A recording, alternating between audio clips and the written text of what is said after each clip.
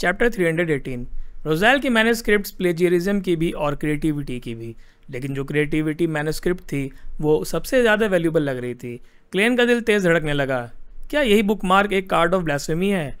उसने तुरंत अपने स्पिरिट विजन एक्टिवेट किया, लेकिन रिजल्ट बिल्कुल ऑर्डिनरी था।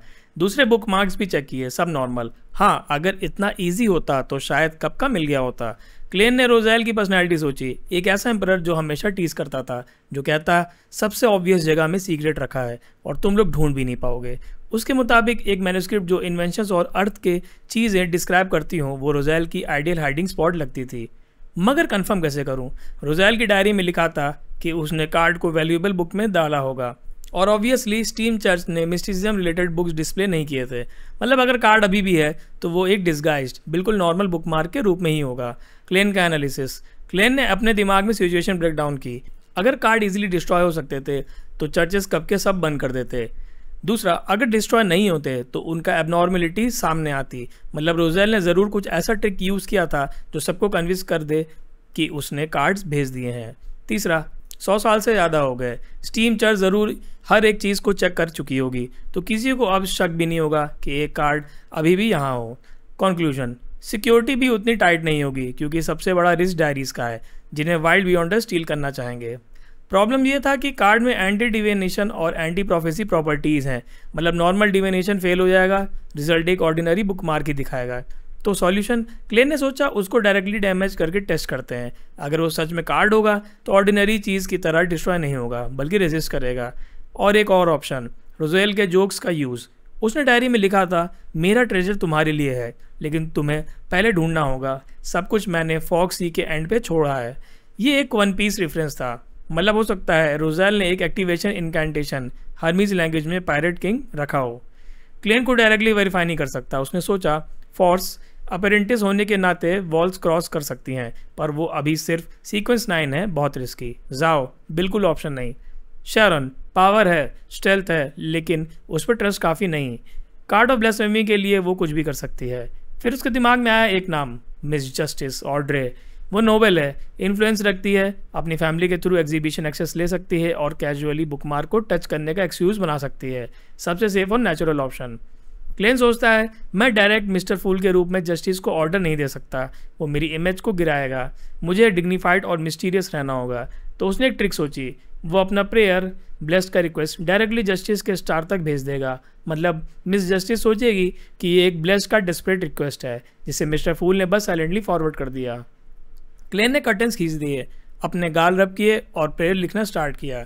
द फूल जो इस एरा का नहीं है, जो ग्रे फॉग के ऊपर मिशियस रूलर है, जो king of yellow and black है, जो गुड लक व्हील्ड करता है, मैं तुमसे मदद मांगता हूँ।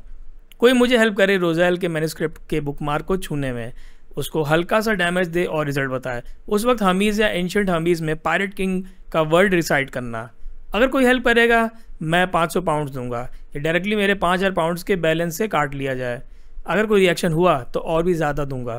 प्रेयर कंप्लीट करने के बाद क्लेन ग्रे फॉग में गया। उसने अपना प्ली एक लाइट स्क्रीन पे देखा, थोड़ा distortion, mosaic plus voice change हुआ, वो किया और जस्टिस के स्टार ऑर्डर को फॉरवर्ड कर दिया। चैप्टर 319। एम्प्रेस बोरो के अर्ल हॉल विला में ऑड्रे पियानो प्रैक्टिस करने बैठी थी, पर दिमाग कहीं और ही चल रहा था। रोज़ेल की डायरीज और शाम का मेमोरियल एग्जीबिशन। तभी एकदम से उसके पास धुंध हो गई और वो खुद को फिर से ग्रे फॉग के महान पैलेस में पाई। उसके सामने फूल की शांत और ऊपर बैठी हुई शक्ल थी। नीचे एक आदमी की हल्की सी दिखती हुई परछाई प्रार्थना कर रही थी। मैं आपकी मदद मांगता हूँ। मुझे कुछ चाहिए जो रोज़ेल की क्रिएटिविटी मैन्युस्क्रिप्ट में रखे बुकमार्क को छू कर उसमें हल्का सा नुकसान करे और रिजल्ट बताए। ऑड्रे एक पल के लिए चौंक गई।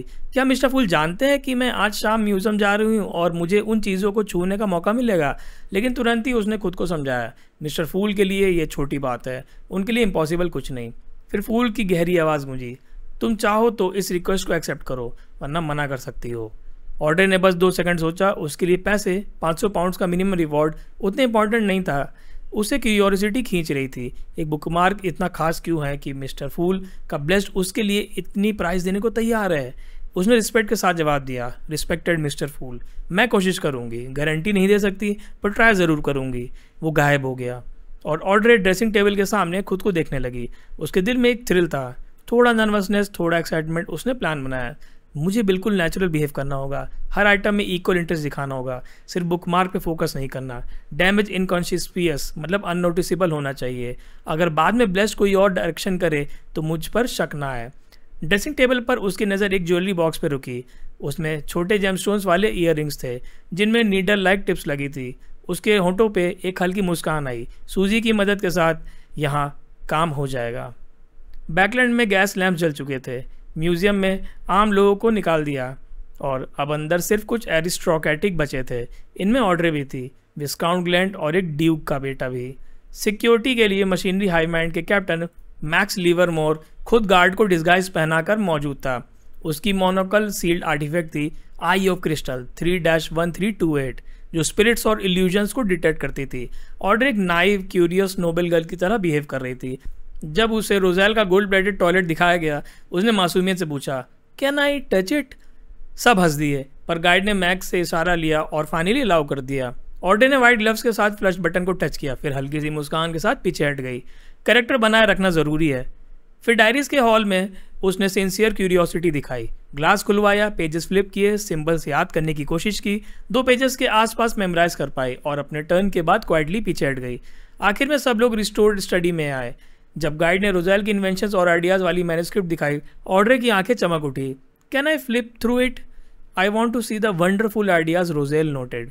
मैक्स ने अप्रूवल दिया। ग्लास खुला, ऑड्रे आगे बढ़ी, मैन्युस्क्रिप्ट को होल्ड किया और कैजुअली एक बुकमार्क खींच लिया। एकदम नॉर्मल लगता हुआ बुकमार्क, पर यही उसका टारगेट था। उसने सूजी को एक सटल सिग्नल दिया, वूफ वूफ वूफ। सबकी नज़र एक कॉर्नर की तरफ गई। तभी ऑड्रे ने अपना हिडन ईयररिंग निकाला और उसकी नीडल से बुकमार्क को चुबा दिया। साथ ही हर्मीज और एंशिएंट हर्मीज दोनों में पायरेट किंग साइलेंटली चैंट किया। जैसी नीडल सरफेस को छुआ, एक इल्यूजरी रेजिस्टेंस आई, एक इंटेंस अननेचुरल रुकावट। अगले ही पल वो वैनिश हो गई और नीडल ने एक छोटा सा होल कर दिया। ऑड्रे के दिल में एक्साइटमेंट की लहर दौड़ी। ये सच में रिएक्ट कर रहा है, ये ऑर्डिनरी बुकमार्क नहीं है। उसने बिना रिपीट किए बुकमार्क वापस डेस्क पर रख दिया, काम एक्सप्रेशन बनाए रखा, फिर कैजुअली बोला, एनी, सूजी को बाथरूम ले जाओ। सबका ध्यान सूजी पे ही था। ऑड्री ने अपना ईयरिंग गिराया जैसे गलती से हुआ हो। मेड ने उठाकर उसको वापस पहना दिया। सब ने कुछ नोटिस नहीं किया। बाद में जब सब हॉल्स कंप्लीट हुए, मैक्स ने खुद बुकमार्क को फोल्ड करके ग्लास केस बंद कर दिया।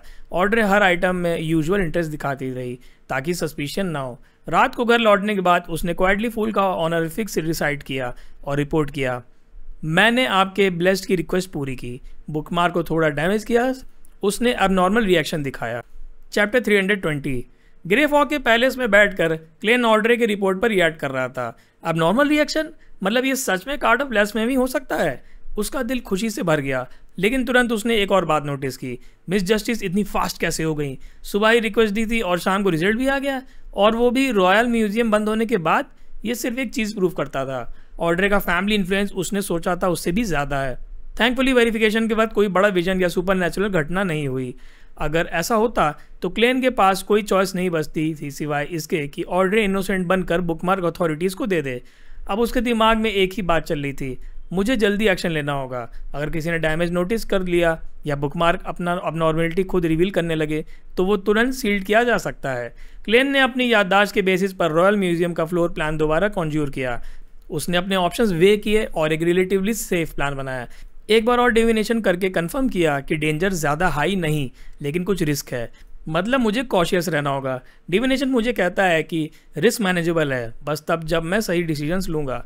सबसे पहले उसने एक आइडिया रिजेक्ट किया, फेक बुकमार्क बनाकर रिप्लेस करना। अगर कभी डिस्कवर हुआ तो सबसे ज़्यादा सस्पिशियन ऑड्रे पे आएगा। ये रिस्क उसने लेना सही नहीं समझा। नो, मिस जस्टिस ने मेरी हेल्प की है, उसकी वजह से उसे डेंजर में नहीं डाल सकता। इसलिए मुझे और चीज़ें भी स्टील करनी होंगी ताकि लगे कि एक प्रोफेशनल थेफ्ट हुआ है, किसी एक बुकमार्क को टारगेट नहीं किया गया। रात के 9 बजे के बाद जब बैकलैंड की सड़कें शांत होने लगी, क्लेन ने अपनी डिस्गाइज रेडी की और अलग अलग कैरेजेस यूज़ करके वेस्ट बोरो के किंग्स एवेन्यू के आसपास अप्रोच किया।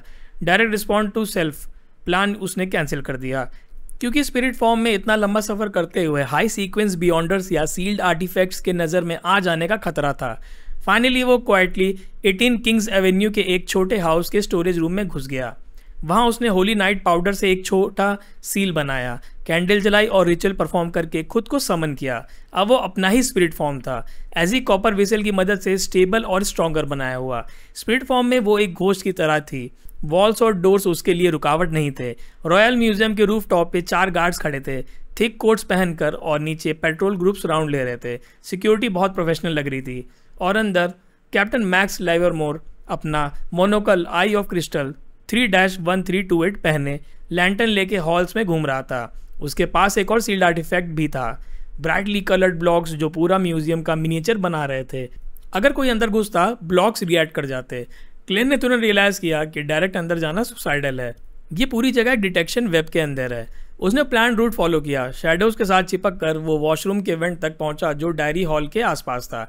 वहां उसने अपना एक चीप मैच बॉक्स अंदर थ्रो किया। उसके बाद वो ऊपर फ्लाई करके म्यूजियम के 2nd फ्लोर में घुस गया। चैप्टर 321। एग्जीबिशन हॉल में जहां रोजेल का डायरी रखा था, मशीनरी हाइव माइंड के 2 मेंबर्स अलर्ट हो गए। सील्ड आर्टिफैक्ट, वो ब्राइटली कलर्ड ब्लॉक्स का म्यूजियम मॉडल, अपनी जगह पर हल्की फ्लैशिंग कर रहा था। एक छोटा सा ग्रे डॉट वॉशरूम के पास दिख रहा था।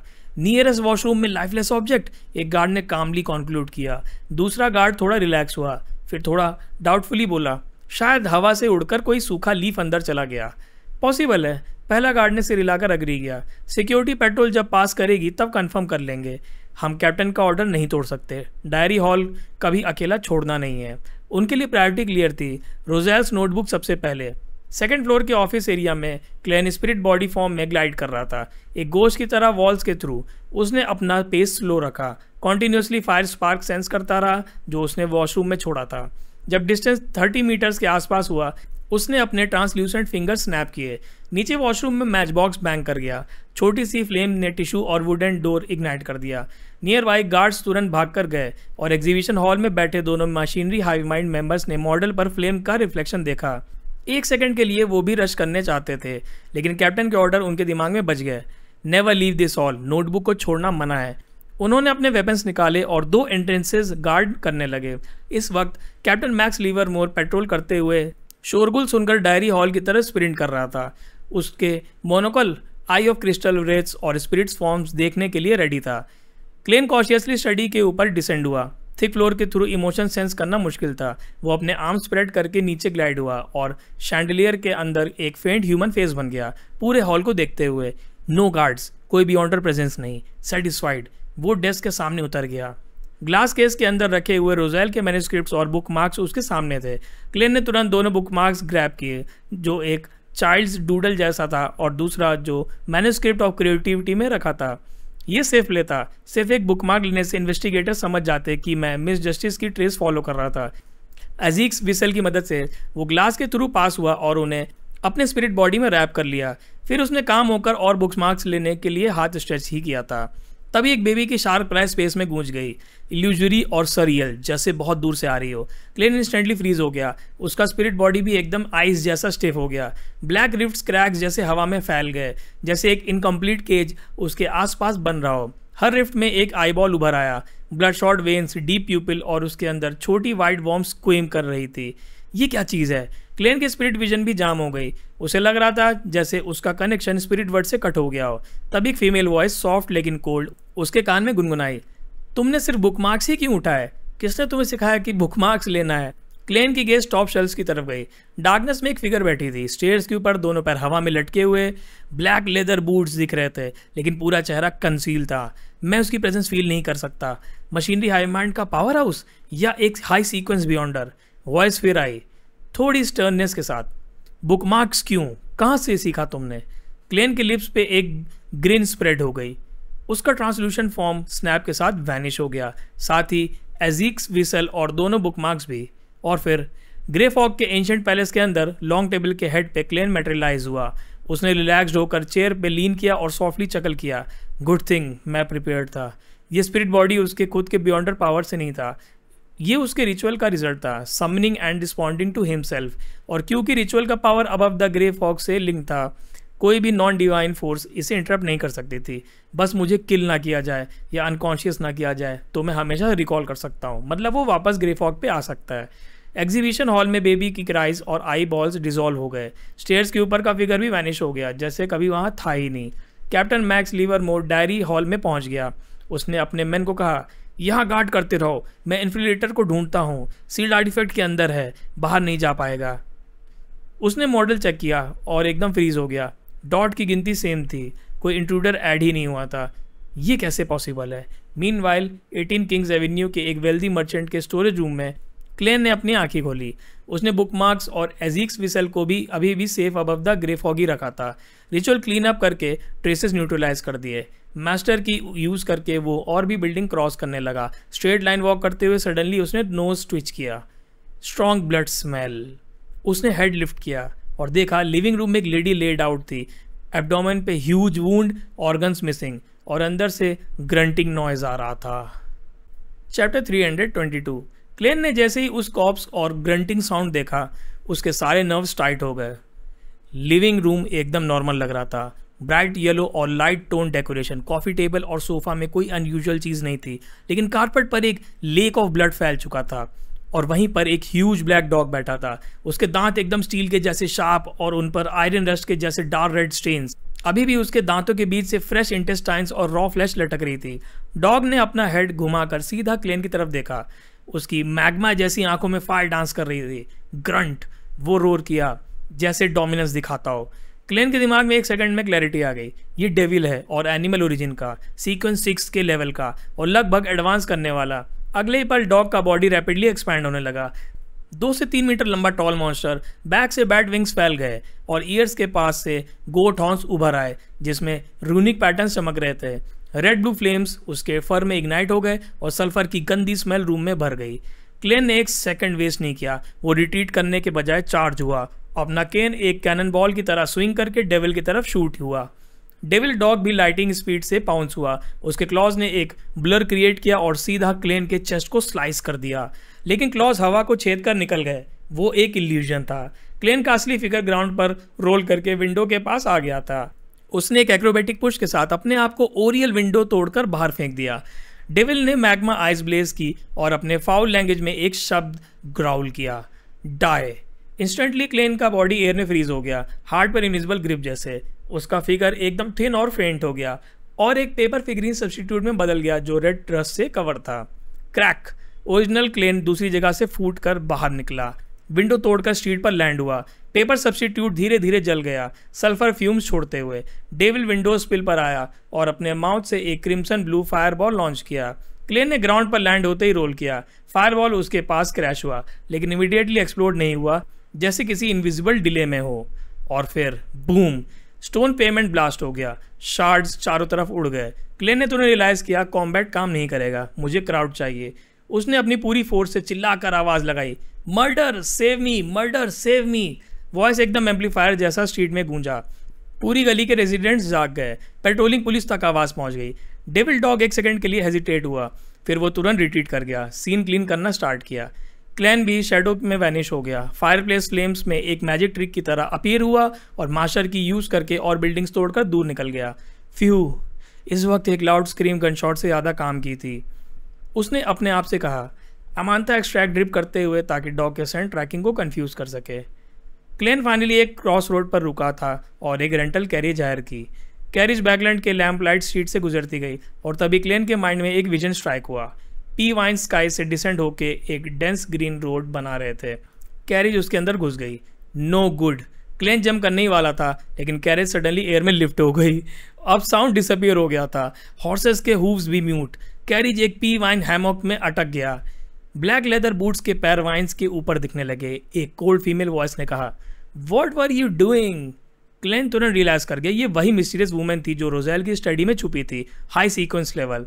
उसने डेलिबरेटली नर्वस एक्ट करके जवाब दिया, मैं एक प्राइवेट डिटेक्टिव हूँ, अपने दोस्तों के साथ डेविल मर्डर केसेस इन्वेस्टिगेट कर रहा हूँ। मेरे पास एक मिस्टिकल आइटम है मास्टर की, ये वॉल्स तोड़कर पास करा देता है, लेकिन मुझे अक्सर भटका देता है। इसी वजह से मैं एक्सीडेंटली क्राइम सीन में घुस गया। मेरा मर्डरर से मैच नहीं था, इसलिए चिल्लाकर हेल्प मांगी।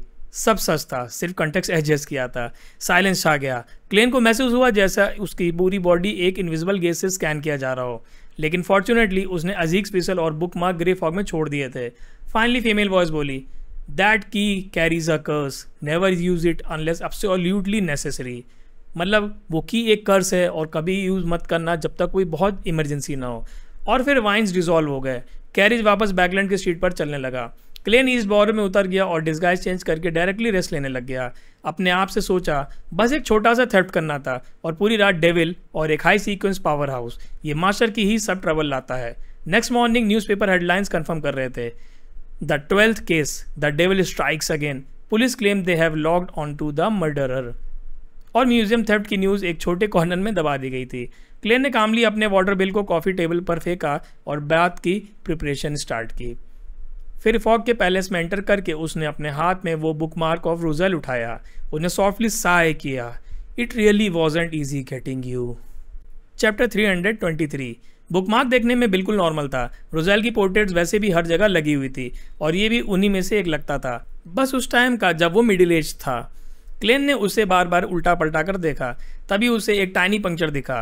कंफर्मेशन की ये वही बुकमार्क था जिसमें मिस जस्टिस ने टेस्ट किया था। उसने स्पिरिचुअलिटी इंजेक्ट करने की कोशिश की, लेकिन जैसी एक ऑर्डिनरी चीज़ हो, कोई अबनॉर्मल रिएक्शन नहीं। क्लेन ने सोचा रोजेल किसी फेटेड बंदे को ढूंढना चाहता था, शायद इसीलिए कंडीशन इतनी रिस्ट्रिक्टिव नहीं रखी गई होगी। उसने फेजैक में सॉफ्टली कहा, पायरेट किंग। No response. उसने एंशिएंट फेजैक, इंटिस लोएन और भी लैंग्वेजेस ट्राई की, सब फेल। One piece, still nothing. उसने खुद को रिमाइंड किया, शायद रोजेल यंग एज में पायरेट किंग मीम से मजाक करता था, लेकिन ओल्ड रोजेल ने शायद कुछ और चूज़ किया हो। क्लेन ने अपना फिंगर लॉन्ग मोटेड टेबल पर टैप किया और पेन पेपर ले आया। नोट्स लिखने लगा ताकि कंफ्यूजन ना हो। रोजेल का स्टेट उस वक्त था डिस्पेयर, मैडनेस, वॉर्प्ड ह्यूमर और अनविलिंगनेस टू पार्ट। सोचने लगा, अगर मैं उसकी जगह होता तो इनकेंटेशन कुछ ऐसा होता जो कोइंसिडेंसेस लगता, लेकिन डेली कॉमन वर्ड्स भी ना हो। उसने खुद को रोजेल इमेजिन करके इंस्पिरेशन फाइंड करनी शुरू की। पहला, गालीज ट्राई की पर फेल। दूसरा, होप और डिस्पेयर के वर्ड्स ट्राई किए, फेल। फिर सोचा, क्या चीज़ थी जो रोजेल को सबसे ज़्यादा छूने नहीं देती थी? मटिल्डा? नहीं, रोजेल जैसा मैन हमेशा कैजुअल रिलेशनशिप रखता था। फिर उसके बच्चे, और डायरीज के हिसाब से सबसे ज़्यादा उसकी डॉटर बर्नाडेटे थी जो उसके माइंड में रहती थी। क्लेन ने एक डीप ब्रेथ ली और सॉफ्टली कहा, Bernadette, it's nothing. Loen highlander Feysac, nothing. फिर उसने एंशिएंट फेजैक में ट्राई किया, बर्नाडेटे। ग्रेफॉग के अंदर नेम गूंजा और सडनली बुकमार्क उसके हाथ में सिंकिंग वर्लपूल बन गया। क्लेन की मेंटल एनर्जी अब्जॉर्ब होने लगी, लेकिन सीक्वेंस 7 मैजिशियन होने के नाते उसके लिए मैनेजेबल था। और फिर बुकमार्क से ब्राइट लाइट एमिट हुई। रोजेल की पोर्ट्रेट डिसॉल्व होने लगी और उसकी जगह एक और इमेज बनी। ब्लैक थ्रोन पे रोजेल बैठा, black crown, black armour, black cape, हाथ में सेप्टर, आंखों में अलूफ कोल्डनेस। ऊपर स्टारी टेक्स्ट में लिखा था, सीक्वेंस 0, ब्लैक एम्परर। क्लेन एकदम स्माइल कर दिया, half amazement half relief. Bookmark 3D बन गया, जैसे एक मिनी बुक। उसने अपना हाथ रखा और पेजेस खुद फ्लिप होने लगा। सीक्वेंस 9, लॉयर, मतलब लूप होल और रीजनिंग में expert. Sequence 8, barbarian, law fail हो तो फोर्स, रेजिस्टेंस तो mental influence. Sequence 7, briber. Sequence 6, baron of corruption. Sequence 5, mentor of disorder. Sequence 4, earl of the fallen. Sequence 3, frenzied mage. Sequence 2, duke of entropy. Sequence 1, prince of abolition. Sequence 0, black emperor. और rituals का description, prince of abolition से black emperor बनने के लिए अपना kingdom establish करना होगा। दूसरा, स्ट्रिक्ट रूल्स और यूनिक आर्किटेक्चर। तीसरा, सिटीजन्स को 9 सीक्रेट मॉजेलियम्स बनवाने होंगे, फिर वहाँ सैक्रिफिशियल रिचुअल्स। चौथा, ब्लैक एम्परर तब तक ट्रूली नहीं मरेगा जब तक मॉजेलियम्स इंटैक्ट हैं। पांचवा, इवन अगर किल कर दिया जाए ऑर्डर के रिमेनेंट्स के थ्रू वो रिवाइव हो सकता है। टू ट्रूली रेज हिम, एक नया ब्लैक एम्परर राइज करना होगा। क्लेन ने साह किया, ये सच में एक गॉड है। मॉर्टल्स और एंजल्स दोनों पावरलेस हैं, और जब एक ट्रू गॉड एग्जिस्ट करता है, सीक्वेंस 1 उस पाथवे में नहीं बनता। और हाँ, अगर कोई हाई सीक्वेंस बियॉन्डर इस कार्ड के साथ हो तो कार्ड सर्टली उसके अगले रिक्वायर्ड इंग्रेडिएंट्स इंडिकेट करेगा। लेकिन उसके लिए क्लेन ने सोचा, मेरे लिए डायरेक्टली यूजफुल नहीं है, लेकिन टैरट क्लब के लिए प्राइसलेस है। अब मैं एक हॉलो फूल नहीं रहा, मेरे पास एक डिवाइन पाथवे की कंप्लीट नॉलेज है। और उसने याद किया, old mister I of wisdom की गैदरिंग में एक लेडी बारबेरियन फार्मूला ढूंढ रही थी। मे बी ये मेरे लिए एक बार्गेनिंग चिप है। रोजेल की नार्सिसिज्म पे क्लेन हंस दिया। एवरी सीक्वेंस को खुद के पोर्ट्रेट में बना दिया। Truly shameless. दूसरा रैंडम बुकमार्क टेस्ट किया, ऑर्डिनरी निकला। फिर काम होकर मिस जस्टिस के रिक्वेस्ट का जवाब दिया। एंशिएंट पैलेस के अंदर क्लेन ने क्वाइटली कहा, that was a card of blasphemy made by Roselle. Chapter 324, empress borough, all halls home dining room. Dinner से पहले की ट्रेडिशन के मुताबिक ऑड्रे अपने फादर, मदर और एल्डर ब्रदर के साथ ग्रेस बोल रही थी। Praise the goddess. उसने अपनी चेस्ट पे क्लॉकवाइज 4 टैप्स दिए और प्रेयर एंड की। तभी उसकी विजन धुंधली हो गई और सामने ग्रे फॉग उठकर फैल गई। उसके बीच एक डिस्टेंट लोफ्टी फिगर ने गंभीर आवाज में कहा, that was the card of blasphemy made by roselle. Audrey का दिल एकदम जंप कर गया। पहले तो खुशी हुई लेकिन तुरंत कंफ्यूजन। Card of blasphemy? उसने तुरंत गेस किया। एम्परर रोजेल के सीक्रेट टैरोट लाइक डेक के 22 कार्ड्स जो डिवाइन पाथवेज को रिप्रेजेंट करते थे, उन्हीं का असली नाम कार्ड ऑफ ब्लास्फेमी होगा। तो ये वही ट्रेजर है जो गॉड्स के रास्ते रिवील करता है। इट्स नो वंडर मिस्टर फूल के ब्लेस को वेरिफिकेशन चाहिए था। और जब उसने देखा कि मिस्टर फूल के ब्लेस ने ग्रेटिट्यूड में 30,000 पाउंड्स का रिवॉर्ड बढ़ा दिया है, उसका दिल और तेज धड़कने लगा। ही सक्सीडेड और कोई भी चर्च को शक तक नहीं हुआ। कितना अमेजिंग।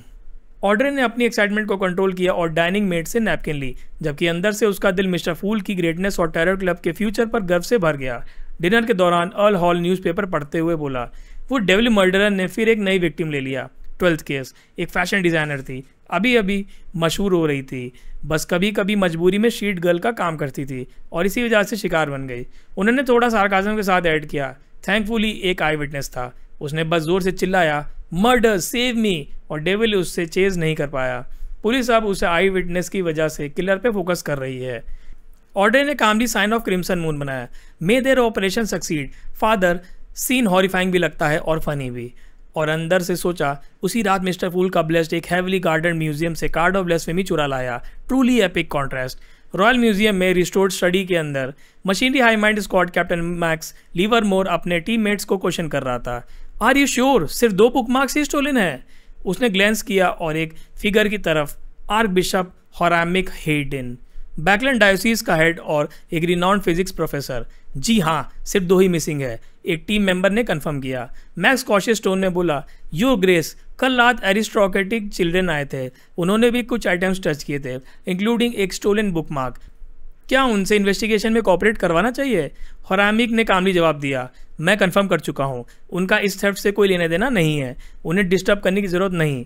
फिर उन्होंने साइलेंस तोड़ते हुए ऐड किया, कल रात यहाँ 2 अलग अलग ग्रुप्स थे, एक तो मुझसे भी हायर सीक्वेंस हो सकता है, दूसरा मिस्टीरियसली एस्केप कर गया।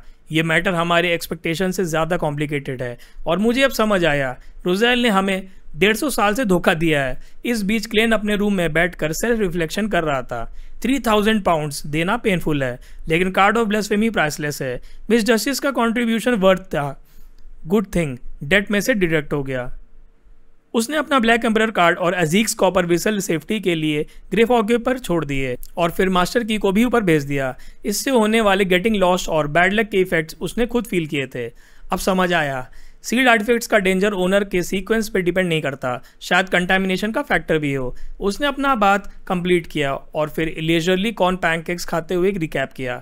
म्यूजियम थेफ्ट का ब्लेम किसी और स्पिरिट बॉडी एंटिटी पर जाएगा। डेविल मर्डरर क्लूज खुद इरेज करेगा और वो मिस्टीरियस लेडी शायद किसी और ऑर्गेनाइजेशन से थी, friendly to wild beyonders. At least मैं चर्च के अंडरग्राउंड प्रिजन में नहीं फंसा। Lucky escape. तभी उसने मेल बॉक्स में एक नई लेटर देखी। Sender Eisengard Stanton. Chapter 325। Living room में वापस आके क्लेन ने लेटर ओपनर उठाया और आइजनगार्ड स्टैंटन का खत खोला। फेमस डिटेक्टिव ने लिखा था, तुम्हारी आइडिया ने हमें बहुत मदद की, तुम्हारा शुक्रिया। हमने क्रूशियल एरिया स्वीप किए और कुछ क्लूज मिले। स्ट्रे एनिमल्स जो पहले हर जगह दिखते थे वो गायब हो गए। 4 साल पहले के एक सीरियल मर्डर केस में भी एक लड़का सस्पेक्ट था जो एक लार्ज ब्लैक डॉग को बहुत पसंद करता था। उस लड़के की मौत के बाद उस कुत्ते को किसी ने नहीं देखा। आज के 12th मर्डर के सीन पर भी यही सब कंफर्म हुआ। पुलिस को अब एक सस्पेक्ट आइडिया मिल गया है और अगर अरेस्ट होता है तो हमें रिवॉर्ड मिलेगा। तुम्हारा हिस्सा मैं नहीं भूलूंगा। क्लेन ने लेटर फोल्ड करके रखा और धीरे से बोला, आइजनगार्ड मुझे हिंट दे रहा है, उसे शक है मैं डेविल के बारे में जानता हूँ, लेकिन उसने रिलीफ भी महसूस किया। ऑफिशियल्स गलत डायरेक्शन में सर्च नहीं कर रहे थे। अगर वो डेविल डॉग अकेला है तो उसका कैप्चर होना सिर्फ वक्त की बात है। मेरा काम अब खत्म, अब नाइट हॉक्स, पनिशर्स और हाई माइंड स्क्वाड्स का काम है। क्लेन ने एक हम्बल रिप्लाई लिखा, खुद को एक ऑर्डिनरी डिटेक्टिव जैसा दिखाते हुए पेपर फिगरीन के जरिए लेटर भेजने के बाद वो रिलैक्स मूड में कैरिज स्टॉप तक चला। अब बस रिवॉर्ड का वेट करना है, फिर लेपार्ड को सैटरडे को मिलना है। पेमेंट क्लोज करने के लिए बाइसाइकिल पेटेंट भी होपफुली फाइल हो जाए। उसने दिन का शेड्यूल प्लान किया। पहला, सुबह कोयला क्लब जाना। दूसरा, वहाँ मार्क्समैनशिप और बियॉन्डर पावर्स प्रैक्टिस करना। तीसरा, लंच वहीं करना। चौथा, और शाम में किसी सर्कस में मैजिशियंस परफॉर्मेंस देखना ताकि अपने सीक्वेंस मैजिशियन के लिए इंस्पिरेशन मिले। पॉकेट वॉच चेक करके वो पब्लिक कैरेज में चढ़ गया। हिस्टन बोरो के कोयला क्लब में वेंसडे मॉर्निंग काफ़ी खाली था। मिडिल क्लास मेंबर्स यूजुअली काम पर होते थे, सिर्फ कुछ लोग कॉर्नर में बैठे थे। क्लेन ने ग्लैंस मारा और एक एक्वेटेंस को पहचाना, तालिम, एरिस्टोक्रेटिक इक्वेस्ट्रियन टीचर। यही वो था जिसने क्लेन को क्लब इंट्रोड्यूस करवाया था। तालिम, आज का म्यूजियम राइडिंग के लिए परफेक्ट है, टर्फ क्लब में होना चाहिए था ना? क्लेन ने स्माइल के साथ कहा। तालिम ने अपना ब्राउन कर्ल्स को हाथ लगाया और मुस्कुराया। ओह माय ऑनरेबल डिटेक्टिव, काफ़ी दिनों बाद दिख रहे हो, क्या कर रहे थे? क्लेन ने कैजुअल टोन में बूस्ट किया। पुलिस के सीरियल मर्डर केस में मदद कर रहा था। रिजल्ट्स तो अनसर्टेन है, लेकिन रिवॉर्ड टेम्पटिंग है और पुलिस से रिलेशंस बनाना प्राइवेट डिटेक्टिव्स के लिए ज़रूरी होता है। अंदर ही अंदर उसने अपने आप को मॉक किया। एक्चुअली मैं तो बस एक समन पॉन था। थोड़ी देर बातचीत के बाद तालिम थॉटफुल हो गया। क्लेन उठने ही वाला था कि तालिम ने अचानक कहा, मिस्टर मोरियार्टी, एक सवाल है, कंसल्टेशन फीस भी दे दूंगा। क्लेन हंसा, ये फ्री है, बस मुझे शेरलॉक बुलाओ। तालिम हेजिटेंट हुआ। मेरे एक दोस्त को किसी ऐसे इंसान से प्यार हो गया है जिसे उसे नहीं करना चाहिए। उसे क्या करना चाहिए? क्लेन ने स्पिरिट विजन एक्टिवेट किया। इमोशनल कलर्स से कंफर्म हुआ कि ये तालिम खुद के लिए नहीं पूछ रहा है। पहले तो ये समझना होगा कि नहीं करना चाहिए इसका क्या मतलब है? Family feud, rivalry? तालिम ने साई करके कहा, no, this is not Romeo and Juliet. Klein ने रोजेल के नाम अपने कानों में गूंजता महसूस किया और हंसा। रोजेल का प्ले इतना पॉपुलर है कि एग्जाम्पल खुद ही आ गया, लेकिन फिर क्यों नहीं हो सकते वो लोग साथ में? तालिम ने लिप्स कंप्रेस किए और बोला, कॉन्फिडेंशियल है, सॉरी, ऐसे ही भूल जाओ। क्लेन ने हैंड स्प्रेड कर दिए। तो मेरी फाइनल एडवाइस ये होगी, कुछ पॉपुलर रोमांस नॉवेल्स पढ़ो, स्टॉर्मविंड माउंटेन विला या लव एंड जेलेसी। तालिम ने हेल्पलेस स्माइल के साथ कहा, वो सब अनरियलिस्टिक लगते हैं। क्लेन ने भी हंसी शेयर की। अग्रीड। नून के आसपास क्लेन कैफेटेरिया में लंच लेने गया। वहाँ तालिम के साथ एक और ओल्ड एक्वेंटेंस बैठा था, एरन सेरिस, सर्जन। क्लेन ने देखा कि एरन की कुर्सी के पास एक बैसाखी रखी थी। एरन, क्या हुआ? एरन ने ग्लासेज एडजस्ट करके कहा, गिर गया स्टेयर से, लेग फ्रैक्चर, प्लास्टर लगाना पड़ा, बैड लक। वो कंप्लेन करते हुए बोला, मेरी बैड लक बहुत दिनों से चल रही है, सर्जरी में मिस्टेक्स, ट्रेन एक्सीडेंट्स, घर में बर्गलरी और अब ये फ्रैक्चर। प्रेयर्स और चर्च विजिट्स भी काम नहीं आए। फिर वो हेजिटेंट हुआ और क्लेन की तरफ लीन करके बोला, तुम फेमस डिटेक्टिव हो, मिस्टिसिज्म एंथुजियास्ट को जानते होगे, कोई कैपेबल फॉर्चून टेलर जैसा? मुझे लगता है मुझे कर्स किया गया है। क्लेन ने स्पिरिट विजन और एक्सपीरियंस से तुरंत कनेक्ट किया। ये तो मिस फॉर्चून क्लॉथ पपेट जैसा लग रहा है या कोई सिमिलर सील्ड आर्टिफैक्ट। उसने सीरियस टोन में पूछा, एरन, ध्यान से याद करो, ये सब अनलकी इंसिडेंट शुरू होने से पहले तुम्हारे या तुम्हारी फैमिली के साथ कोई अनयूजुअल इंसिडेंट हुआ था क्या? चैप्टर 326। क्लेन पहले चाहता था कि सीधे पूछे, क्या तुम या तुम्हारी फैमिली ने कोई अजीब चीज़ घर में लाई थी, जैसे कोई गंदा सा रैग डॉल? लेकिन तुरंत अपने आप को रोका। इतना डायरेक्ट होना रिस्क था। सामने वाला तुरंत समझ आता कि वो मिस्टिसिज्म के बारे में ज़्यादा जानता है। डिटेक्टिव मोरियार्टी की इमेज मेंटेन करना ज़रूरी था, इसलिए उसने घुमा के पूछा, डॉक्टर एरन, क्या तुम्हारी फैमिली भी तुम्हारी तरह अनलकी रही है? एरन ने थोड़ा सोच के जवाब दिया, फैमिली पे कोई खास असर नहीं पड़ा, बस एक बार स्टीम लोकोमोटिव एक्सीडेंट में सब शामिल थे, लेकिन वैसे तो उनकी ज़िंदगी नॉर्मल थी, ना ज़्यादा अनलकी ना ज़्यादा लकी। क्लेन के दिमाग में तुरंत कैलकुलेशन चालू हो गया। अगर मिस फॉर्चून क्लॉथ पपेट जैसी कोई चीज़ होती तो वो पूरे घर के लोगों को अफेक्ट करती। फिर सिर्फ एरन ही क्यों? क्या उसने खुद अपने खून से कनेक्शन बना लिया? स्पिरिट विजन में एरन की ऑरा बिल्कुल नॉर्मल थी। क्लेन ने और घुमा के पूछा, क्या तुम्हारे किसी हॉस्पिटल कलीग के साथ भी ऐसी अनलकी एक्सीडेंट्स हुए हैं? एरन ने बो टाई खींचकर अनईजी टोन में कहा, नहीं, इसलिए मुझे लगता है कि किसी ने मुझे कर्ज किया है। तालिम भी क्यूरियस हो गया था। क्लेन ने कैजुअल सा एक्सप्रेशन बनाया और फिर पूछा, अनलकी होने से पहले कोई अजीब चीज़ हुई थी, जैसे खून निकलना, चोट लगना? फोक फेयर में कहा जाता है कि ब्लड कर्सेस के लिए सबसे पावरफुल मीडियम होता है। एरन ने थोड़ा टेंशन में जवाब दिया, मैं कंफर्म कर चुका हूँ, लास्ट 3 महीने से मेरा कोई खून नहीं गिरा। क्लेन के ब्राउज थोड़े निट हुए। ये और भी अजीब है। क्लेन और तालिम दोनों के एनकरेजमेंट पर एरन थोड़ा डीप सोचने लगा। डेजर्ट के वक्त उसने फाइनली कहा, मैं ज़्यादा सोशल नहीं हूँ, कलीग्स से मेरे रिलेशंस भी अच्छे नहीं हैं, लेकिन वो लोग इतनी दूर नहीं जाएंगे कि मुझे कर्ज कर दें। लेकिन एक इंसिडेंट याद आ रहा है, शायद उसका रिलेशन मिस्टिसिज्म से हो। क्लेन और तालिम दोनों एक साथ अटेंटिव हो गए। एरन ने बताया, मैं एक चाइल्ड पेशेंट का डॉक्टर था, 10 साल से भी कम। कॉम्प्लिकेशंस की वजह से मुझे उसका लेफ्ट लेग एम्प्यूटेट करना पड़ा। ऑपरेशन से पहला दिन मैं उससे मिलने गया। वो अपसेट था। उसके पास एक डेक था टैरोट कार्ड्स का। फैमिली ने भी मना किया था उन्हें ले जाने से। मैं उसे काम करने के लिए उसके साथ खेलने लगा। मैंने कार्ड खींचा, वो था व्हील ऑफ फॉर्च्यून रिवर्स। बच्चा मुझे देखता रहा और इनोसेंट स्माइल के साथ बोला, डॉक्टर, अब आपकी किस्मत खराब हो जाएगी। तालिम ने गूजबम से कहा, बस मुझे तो ठंड लग रही है यार ये सुनकर। क्या वो बच्चा ऑपरेशन टेबल पर मर गया? एरन ने सर शेक किया। नहीं, सर्जरी सक्सेसफुल थी, थोड़ी दिनों में डिस्चार्ज भी हो गया था। उसने पर्सनली मुझे थैंक भी किया था। लेकिन अब सोचता हूँ तो वही एक मिस्टिसिज्म रिलेटेड कॉन्टैक्ट था मेरी ज़िंदगी में। चाहे टैरेट का रियल यूज़ हो या ना हो, लोग कहते हैं वो डिविनेशन के लिए होती है। इस वक्त क्लेन के उंगलियों में एक ब्रास कॉइन घूम रहा था, डिटेक्टिव के एनालिसिस का सिंबॉलिक एक्ट। उसने कॉइन ऊपर उछाला, पाम में पकड़ा और कैजुअल टोन में बोला, उस लड़के का नाम क्या था और कहाँ रहता है? एरन ने तुरंत बोला, वो नाम था विल ऑसेप्टिन, एड्रेस याद नहीं। फिर एक्सपेक्टेंट टोन में बोला, मिस्टर डिटेक्टिव आपका सजेशन क्या है? क्या आप किसी मिस्टिसिज्म एक्सपर्ट को जानते हो? क्लेन ने कामली ब्लैक टी सिप की और स्माइल करते हुए कहा, मेरा सजेशन सिंपल है, अपने डीटी के कैथेड्रल जाओ, बिशप को अपनी मिसफॉर्च्यून के बारे में बताओ और उनसे सॉल्यूशन पूछो। तुम वन नाइट गॉडेस के बिलीवर हो, सही? एरन ने डॉटफुली कहा, लेकिन मैं प्रेयर्स, मास, डोनेशन सब ट्राई कर चुका हूँ, यूजलेस थे। मुझे लगता है एक फॉर्च्यून टेलर ज़्यादा हेल्प करेगा। टैलिम भी हेड नॉट करते हुए बोला, हाँ, डीटीज ऐसी छोटी छोटी बातों में इंटरफेयर नहीं करते, लक तो ब्लेसिंग या टेस्ट होती है। क्लेन ने उनकी तरफ देखा और अंदर ही अंदर बोला, स्टॉर्म लॉर्ड तुम्हें टेस्ट नहीं देगा, सीधा लाइटनिंग गिरा देगा। स्माइल के साथ वो बोला, देखो लॉजिक सिंपल है, अगर मिस्टिसिज्म सच है तो ऑर्थोडॉक्स चर्चेज सबसे ज़्यादा एक्सपर्ट हैं, वरना कब का उन्हें रिप्लेस कर दिया गया होता। और अगर मिस्टिसिज्म झूठ है तो फॉर्चून टेलर्स भी यूजलेस होंगे, उस केस में तो बिशप ही बेस्ट ऑप्शन है। एरन थोड़ा सोचने के बाद मान गया, सही है, शायद मुझे बिशप से गॉडेस तक अपनी बात पहुंचवानी पड़े। क्लेन ने अपने मन में ऐड किया, और बिशप के थ्रू नाइट हॉक्स तुम्हारी प्रॉब्लम कैच कर लेंगे। क्लेन ने डिसाइड कर लिया कि वो खुद हेल्प नहीं करेगा, लग रिलेटेड इश्यूज सॉल्व करने के लिए रिचुअल्स चाहिए होते हैं जो उसके पास नहीं थे, और अपनी एबिलिटीज एक्सपोज करना एक स्ट्रेंजर के लिए रिस्क था। बस नाइट हॉक्स को करने दो। वैसे भी मुझे क्यूरियोसिटी है, प्रॉब्लम बॉय में थी या उसके टैरोट डेक में। अगर डेक एक सील्ड आर्टिफैक्ट हुआ तो मेरे काम का हो सकता है। लेकिन तुरंत उसने ग्रीड सप्रेस किया। एरन ने रिलीफ के साथ स्माइल किया, thank you mister Moriarty, street logic से बेस्ट सजेशन दिया। क्लेन भी स्माइल करते हुए बोला, जस्ट कॉल मी शर्लॉक। क्लब में एक शॉर्ट नैप के बाद क्लेन पब्लिक कैरेज लेकर राइस सर्कस गया, शेरवुड बोरो के टूसॉग रिवर के पास। वीक डे होने की वजह से क्राउड कम था, क्लाउन्स भी लिस्टलेस लग रहे थे।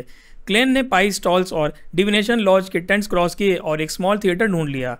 ब्लैक बोर्ड पर लिखा था, week days 4 performances daily 1 hour each. 2 बजे का शो जस्ट स्टार्ट हुआ था। क्लेन ने टिकट ली, एंटर किया और चीयर सुना। स्टेज पर एक बीस्ट ट्रेनर विप लेकर एक ब्लैक बियर को ट्रिक्स करवा रहा था। पास में एक टाइगर था और एक कर्ली हेयर्ड बबून बैठा था। पाह! विप की आवाज़ के साथ बियर ने रोल किया। फ्रंट रो में एक आदमी चिल्लाया, ये बियर अभी तुम्हें थप्पड़ मारने वाला था। ऑडियंस हंसी। सबने सोचा ये भी सर्कस का एक्ट है, लेकिन क्लेन ने ट्रेनर की ऑरा देखी, क्लियर एंगर और अनोयंस। वो पहले रो में बैठ गया एक्ट एंजॉय करने के लिए। तभी वही आदमी फिर चिल्लाया, वो टाइगर तुम्हारी गर्दन तोड़ना चाहता है और बबून तुम्हें कुशन बनाना चाहता है। ऑडियंस हंसी से लोटपोट हो गई, लेकिन ट्रेनर स्टिफ हो गया। क्लेन ने साइड लॉन्ग ग्लैंस दिया। स्पीकर एक चबी फेज मैन लगभग 30s में था। क्लेन ने अंदर ही अंदर कहा, ये टोन, ये तरीका बहुत फेमिलियर लग रहा है। चैप्टर 327। राइस सर्कस के स्मॉल थिएटर में जो फैमिलियरिटी क्लेन को महसूस हुई थी, उसका आंसर उसे ड्रीम रिमाइंडर से मिल गया था। चबी फेस्ड आदमी वही था जो old mister I of wisdom के बियॉन्डर गैदरिंग में दिखाई दिया था, एक एपोथेकेरी।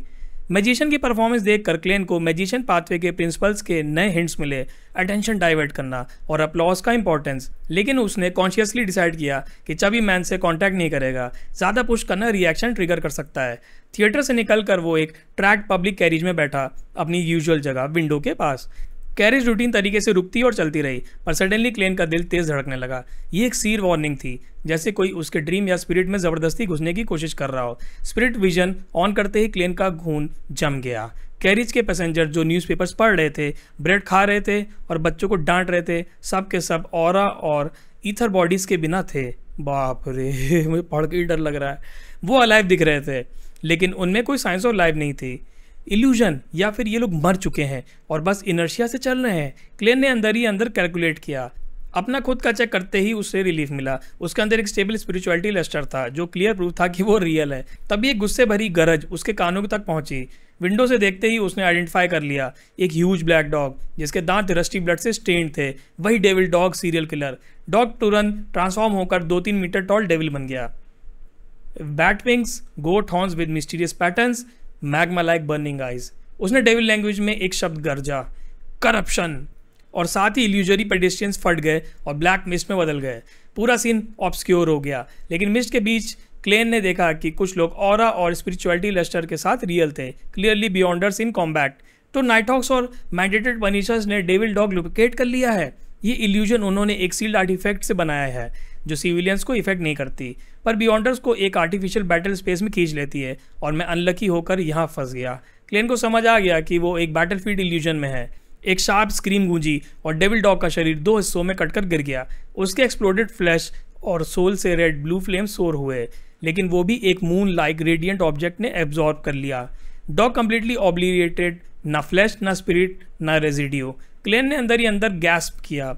सीक्वेंस 6 डेविल, जो एडवांस के करीब था, एक ही रात में फाइंड हुआ और इंस्टेंट किल। बैकलैंड का असली पावर यही है, यही 3 चर्चेस का टेरिफाइंग कंट्रोल है। क्लेन को सबसे बड़ा डर ये था कि ऑफिशियल्स उससे भी आइडेंटिफाई ना कर लें, एक और बियॉन्डर जिसका ऑरा नॉर्मल लोगों से अलग था। तुरंत उसने अपना पेपर फिगरिंग सब्स्टिट्यूट यूज किया, जिसमें उसका शैडो सेल्फ हाइड हो गया और डबल एक ऑरा लेस डमी बनकर बैठ गया। फिर उसने सुना एक light Snort filled with anger और रिजेंटमेंट।